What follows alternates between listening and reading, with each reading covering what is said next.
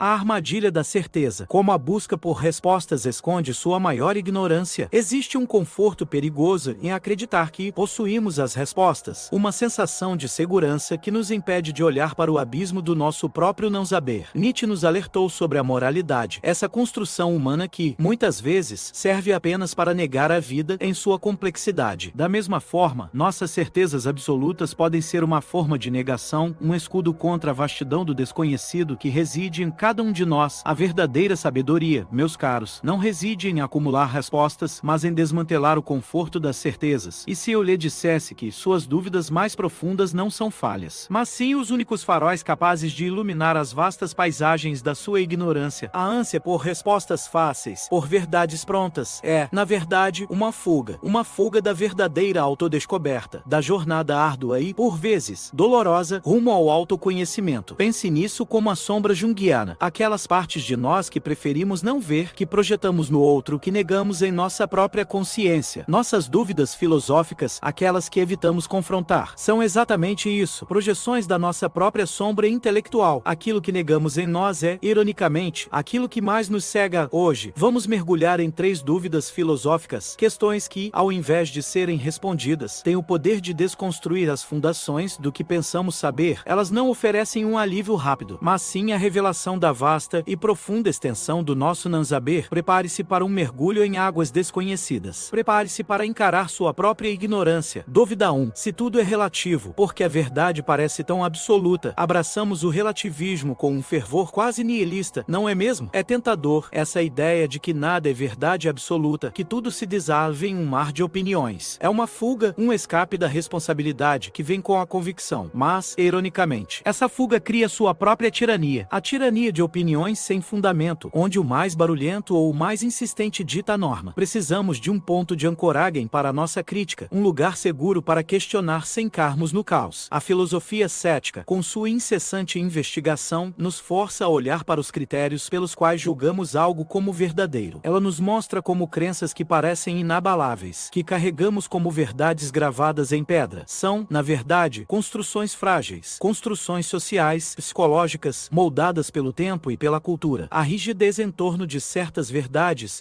sejam elas morais, políticas ou pessoais, nos cega para as nuances, para a complexidade e, mais importante, para a nossa própria ignorância. A verdade, nesse sentido, não é um dogma imutável, mas um horizonte que se move à medida que avançamos. A ignorância não é um deserto vazio, onde nada cresce. É, ao contrário, a terra fértil, onde o questionamento planta as sementes do conhecimento. A dúvida radical é o bisturi preciso que disseca a autoilusão, revelando as camadas de certeza que nos impedem de ver. Como, então, identificamos e desconstruímos essas verdades absolutas em nosso próprio discurso, em nossas interações? O exercício é simples, mas profundo. Suspendemos o juízo. Buscamos a origem da convicção. Perguntamos não apenas o que, mas por que acreditamos no que acreditamos. E, ao fazê-lo, talvez comecemos a vislumbrar a imensidão do que ainda não sabemos. Dúvida 2. Se o livre-arbítrio é uma ilusão, porque a responsabilidade moral ainda faz sentido. A ciência nos empurra para uma visão determinista do universo. Cada ação, cada pensamento parece ser o resultado inevitável de causas anteriores. Se cada movimento do nosso cérebro é apenas uma cadeia de reações químicas e elétricas, onde fica o espaço para a liberdade? Onde fica a nossa audiência? A experiência vivida da escolha, a sensação de que somos os autores de nossas vidas, entra em conflito direto com essa visão causal, e o impacto disso em nossa autopercepção é profundo, nos deixando à deriva entre a ilusão de controle e a paralisia do determinismo. Nossos sistemas morais e legais, no entanto, são construídos sobre a premissa oposta, a de que somos livres e, portanto, responsáveis. A culpa, a virtude, o mérito, tudo isso faz sentido apenas se acreditarmos que poderíamos ter agido de outra forma. Mas e se essa responsabilidade for, em parte, uma construção social, uma ferramenta pragmática para manter a ordem, para garantir a coesão de um grupo, mesmo que a base metafísica dessa responsabilidade seja questionável? Sartre nos confrontou com a liberdade radical, a ideia de que, sem um fundamento transcendente, somos condenados a ser livres. Mas essa liberdade, desprovida de um propósito maior, pode ser a fonte de um niilismo existencial avassalador. Como encontrar significado em um universo indiferente, onde nossas escolhas parecem predeterminadas? Talvez a chave não esteja em provar a existência do livre-arbítrio, mas em cultivar um senso de responsabilidade ética, mesmo mesmo diante dessa incerteza, focar na intenção por trás de nossas ações, nas consequências que elas geram e no tipo de caráter que desejamos construir. Lidar com a culpa e o ressentimento não como sentenças eternas, mas como oportunidades de aprendizado. Somos como navios em um rio caudaloso. Sim, a correnteza é forte, o determinismo nos empurra, mas ainda temos o leme. E, mesmo que não controlemos a força da água, podemos tentar guiar a direção. Nossa ignorância aqui não é acreditar que controlamos tudo, mas sim acreditar que não temos absolutamente nenhum controle. Dúvida 3. Se a felicidade é um estado subjetivo, por que buscamos incessantemente um ideal externo? Vivemos sob a tirania da positividade, uma pressão constante para sermos felizes o tempo todo, como se a tristeza, a angústia ou mesmo a melancolia fossem falhas de caráter. Essa busca incessante por uma felicidade externa, por um estado de euforia perpétua, não faz nada além de mascarar o sofrimento genuíno e a complexidade da experiência humana. É uma fuga, uma tentativa desesperada de evitar a própria existência em sua plenitude. A sabedoria antiga, dos estoicos aos epicuristas, nos ensina um caminho diferente. Eles focavam no contentamento, naquilo que está sob nosso controle, nossas reações, nossos desejos, nossa percepção. Em contraste, a sociedade moderna nos condiciona a perseguir prazeres fugazes, bens materiais, status social. A felicidade é atrelada à aquisição, ao desempenho, criando um ciclo vicioso de insatisfação constante. A verdadeira ignorância aqui reside em não sabermos o que realmente nos nutre, o que nos traz um contentamento duradouro. Essa alienação se manifesta no trabalho, no consumo. Somos levados a acreditar que a felicidade é um troféu a ser conquistado, um destino a ser alcançado no futuro, em vez de um estado a ser cultivado no presente. A felicidade não é uma flor que pode ser forçada a crescer em concreto, no solo infértil do mundo externo. Ela é uma flor que só floresce em solo fértil, em nossa própria interioridade. Como, então, reencontrar essa fonte interna? Comece exercitando a gratidão pelo que você já tem. Cultive a autossuficiência emocional, aprendendo a encontrar contentamento em si mesmo, independentemente das circunstâncias externas. Redefina o que felicidade significa para você, conectando-o a valores internos e não a conquistas externas. A ignorância é acreditar que o adubo externo pode substituir a qualidade da terra onde suas raízes se aprofundam. O veneno da ignorância é bem embalada. Como nossas crenças nos mantêm prisioneiros. É tão mais fácil, não é? Permanecer na zona de conforto intelectual, agarrado às crenças antigas e confortáveis. Confrontar a incerteza, admitir a possibilidade de estar errado. Isso exige um esforço que muitos preferem evitar. A neurociência explica isso. Nosso cérebro tem mecanismos para evitar a dissonância cognitiva, essa sensação incômoda de ter ideias contraditórias. Preferimos a ilusão de estabilidade. E não estamos sozinhos nessa prisão. A sociedade e a cultura desempenham um papel crucial na formação de ignorâncias coletivas, dogmas religiosos, ideologias políticas, normas sociais arraigadas. Todos criam um véu de suposto conhecimento. Um véu que, em vez de iluminar, impede o pensamento crítico individual, nos mantendo dóceis e conformados. O viés de confirmação é o guardião mais fiel dessa ignorância. Buscamos ativamente informações que validam o que já acreditamos, como um imã que atrai apenas o que lhe é familiar. Ignoramos, descartamos, ridicularizamos o que nos desafia. É a autossabotagem intelectual em sua forma mais pura e eficaz. Mas há uma estratégia de desconstrução: aprender a identificar os gatilhos de nossas crenças não examinadas, praticar a dúvida metodológica em assuntos cotidianos, transformar-se em um detetive da própria mente, investigando as origens e a validade de suas convicções. A ignorância não é um vazio, é uma casa bem decorada com crenças falsas. Desmantelar essa casa é doloroso, sim, mas é o único caminho para construir um lar mais autêntico e expansivo. A revelação da ignorância é o primeiro passo para a liberdade intelectual, despertar do sono intelectual, transformando dúvidas em ferramentas de autodomínio. A filosofia não é um mero exercício acadêmico, é uma ginástica mental. O ato de duvidar, de questionar, de desmantelar o que acreditamos saber, fortalece nossa capacidade crítica de maneiras profundas, nos torna menos suscetíveis à manipulação, ao pensamento superficial que domina tantos discursos. Em vez de fugir das dúvidas, devemos abraçá-las, vê-las não como falhas, mas como oportunidades preciosas de aprendizado e crescimento. A coragem de admitir "eu não sei" é, paradoxalmente, o início de todo o saber. É o reconhecimento humilde da vastidão do que nos escapa. O caminho do autodomínio é pavimentado com o questionamento, através da reflexão filosófica sobre nossas motivações mais profundas, nossos medos ocultos e nossos desejos mais intensos. Ganhamos controle sobre nossas reações impulsivas. Construímos um caráter mais resiliente, mais autêntico, uma ferramenta para isso é o que podemos chamar de diário socrático. Nele, registramos nossas dúvidas mais persistentes, as respostas que buscamos incansavelmente e as conclusões provisórias que vamos alcançando. Transformamos a angústia da incerteza em um processo produtivo de autoconhecimento. Como disse Sócrates, a única coisa que ele sabia era que nada sabia. Mas essa não era uma confissão de fraqueza, e sim um ápice da sabedoria. Era o ponto de partida para uma jornada de autodescoberta genuína. Pois a verdadeira ignorância, meus amigos, não é não saber, é acreditar que já se sabe tudo. Sua ignorância é o mapa. O caminho para a verdadeira sabedoria começa onde o saber termina. Percorremos juntos 3 dúvidas filosóficas, 3 questões que, em vez de oferecerem respostas fáceis, nos forçaram a desconstruir nossas certezas mais arraigadas. Lembramos de Nietzsche, que via a vida como um eterno devir, um fluxo constante. A busca por verdades físicas imutáveis é, na verdade, uma forma de estagnação, uma tentativa de parar o rio da existência. Há uma beleza paradoxal em nossa ignorância. Ela não é um estado de privação, um vazio a ser preenchido a qualquer custo. É, sim, um espaço fértil, um solo onde a criatividade pode florescer, onde a humildade intelectual nos permite aprender e crescer. Assumir nossa ignorância não é uma fraqueza, mas o primeiro e mais essencial passo para a verdadeira sabedoria. Pensemos na jornada de individuação de Jung. Ela é também uma jornada de confrontar e integrar nossa sombra intelectual, aquelas lacunas de conhecimento, nossos vieses ocultos, as partes de nós que preferimos não ver. É precisamente no reconhecimento honesto da nossa ignorância que encontramos a possibilidade de nos tornarmos inteiros. Que esta reflexão não termine aqui. Nas profundezas de suas próprias mentes, quais outras dúvidas filosóficas residem? Quais certezas você sente que precisam ser desmanteladas? Compartilhe suas incertezas nos comentários abaixo. Crie, com todos nós, um espaço de diálogo, de aprendizado coletivo. Abrace suas dúvidas. Elas não são o fim do caminho, mas sim o verdadeiro motor da sua busca por conhecimento e por um autodomínio mais profundo. A sabedoria começa onde o saber termina.